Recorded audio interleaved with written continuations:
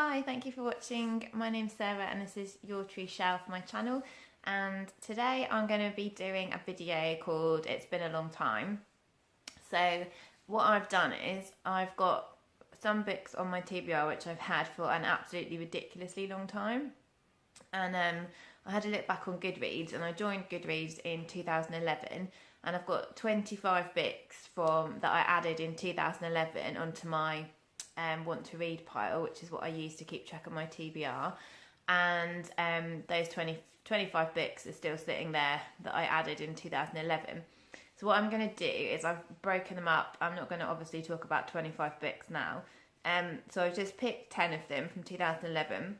And I think where I've been going wrong in the past, when I do a TBR list, I make the video and then I can't remember what I've put on the video. So I'm actually going to leave them off my shelf and put them by my bed, because that's what I do with my library books. I just leave them down beside my bed and then I pick from that pile. So I think I'm going to have to put these 25 there.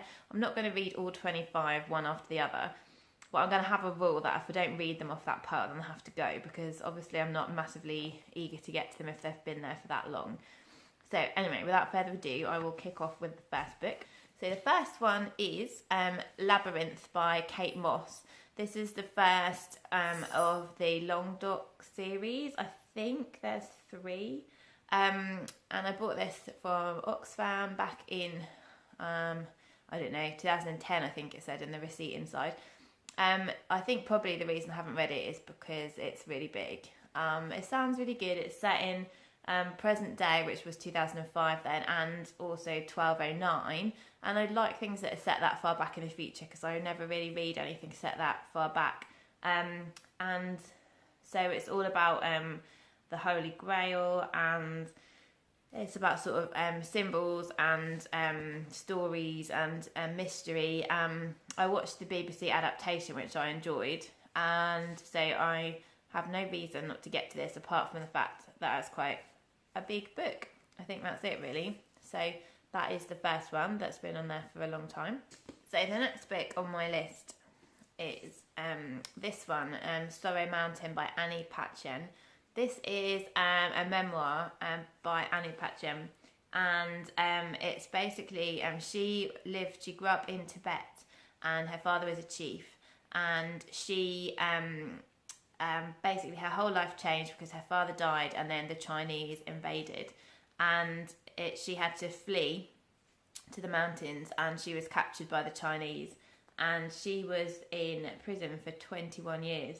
So it basically says on the back, this is one of the quotes, not part of the synopsis. So a quote from Alice Walker: forced to spend 21 years in Chinese prisons and to endure unimaginable torture, Annie Patchen chose to become a warrior rather than a victim. Her story is one of many layers of invasion and revelation, restrained and eloquent. So this sounds like super interesting. I don't know why it's been on my shelf for years, I think way before 2011. So I have to read this, because I'm sure I'll be able to get stuff from this. But for some reason I just haven't. The next one on my list is Revolutionary Road by Richard Yates. This is something that I watched on a film.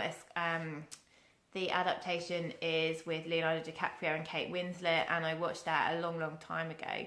And I think I probably bought the book after I watched the film. It's basically, it's set in, I think, the 60s or the 50s. I'm not sure, but it's around that time, and it's basically following the household of Frank and April. It said they're a bright young couple who become bored by the banalities of suburban life and long to be extraordinary. And it says their decision to change their lives for the better leads to betrayal and tragedy. I think the reason I haven't picked it up, I'm afraid it's going to be depressing. It's not a big book.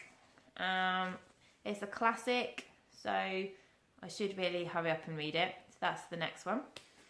The fourth one is called The Baby Trail by Sinead Moriarty. I bought this probably when we were thinking about having a baby, and that's probably what attracted me to it. The blurb says, Hi, I'm Emma. I used to be a normal, happy, level-headed person. I had a great husband, lovely friends, a job I enjoyed, and a very lively social life until I decided to have a baby and turned into Kathy Bates in Misery. So I think basically she is trying to conceive and she's having trouble conceiving.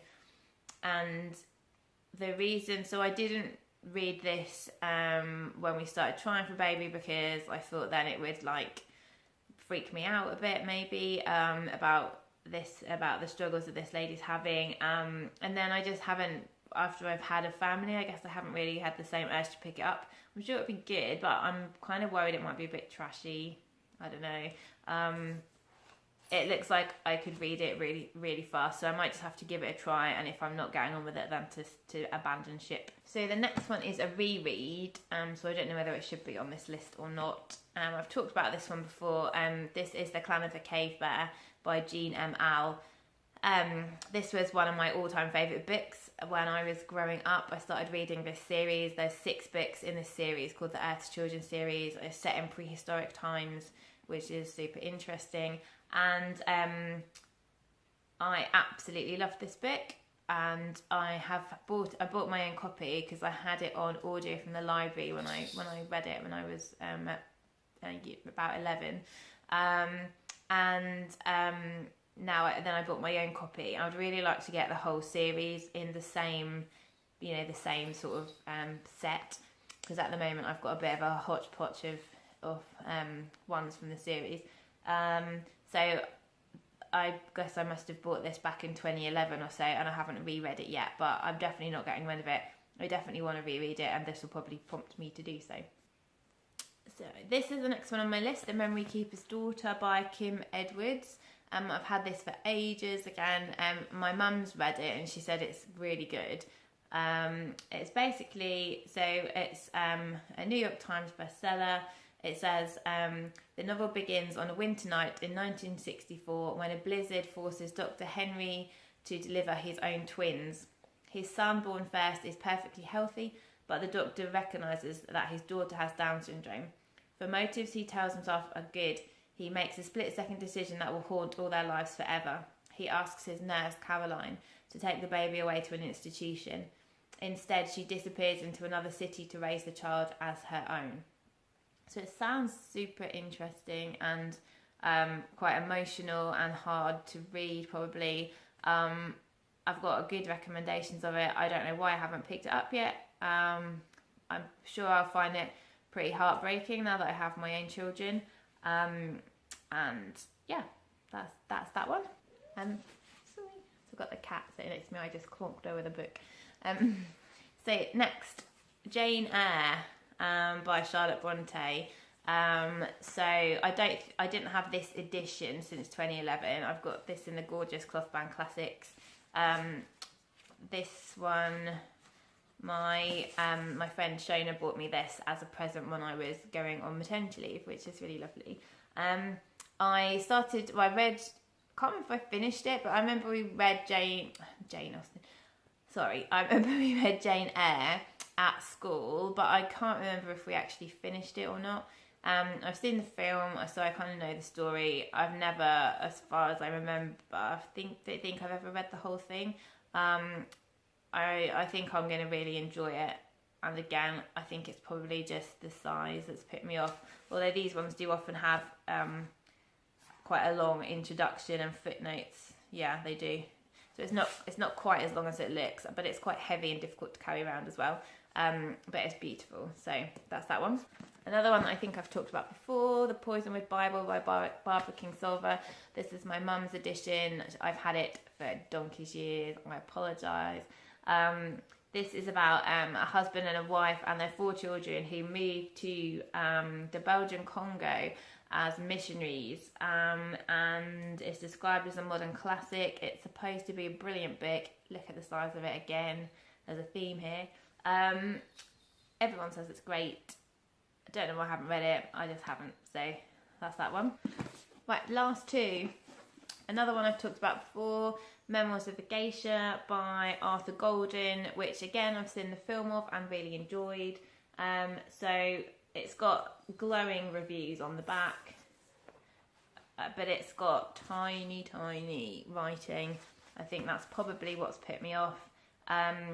But yeah, I really should give it a try, because again, I've heard nothing but good things about the book. I just haven't got to it yet. And then finally, another cloth-bound classic, which again I must have had an older edition of, Little Women by Louisa Alcott. I did read this as a child. I have started watching the adaptation that was on BBC over Christmas. It shows how slow I am at watching TV. I know that I will love this again. I got this from my daughter for Mother's Day in 2015. It's a little bit of a tradition that she gets me a cloth-bound classic on special occasions, which is a great tradition. Wonder who started that. And yeah, so I need to just crack on and read it. I've got no excuse. So they were my, well, sort of just under half of my TBR from 2011. So I will report back, obviously, in my wrap-ups, which ones I'm reading. Fingers crossed I will actually get to some, otherwise I'm going to have to be strict for myself, because I have no space on my shelves, and just say, if I don't read them, they have to go. So I hope you're having a good week. Let me know if you've read any of the books, and I will see you soon. Bye.